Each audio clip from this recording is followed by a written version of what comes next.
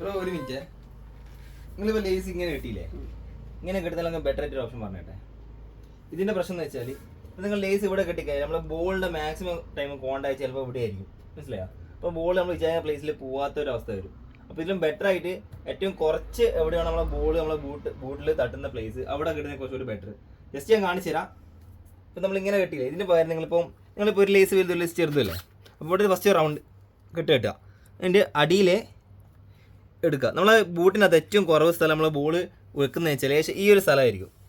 ഇവിടെ അധികം കോൺടാക്റ്റ് വരില്ല ബോളിൻ്റെ. അപ്പോൾ മാക്സിമം നിങ്ങൾ ഇവിടെ ഈ ബോൾ ഇങ്ങനെ ബൂട്ടിങ്ങനെ എടുത്തിട്ട് ഇവിടെ കെട്ടുക ലേസ്.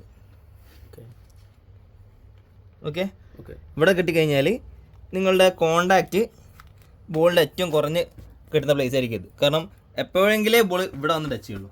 ഓക്കെ, ബാക്കി സമയത്തൊക്കെ ഇവിടെയും ബോൾ കോണ്ടാക്റ്റ്. ഓക്കെ, അപ്പോൾ ഇനി ഇങ്ങനെ ട്രൈ ചെയ്ത് നോക്കുക, നിങ്ങളും ട്രൈ ചെയ്ത് നോക്കുക.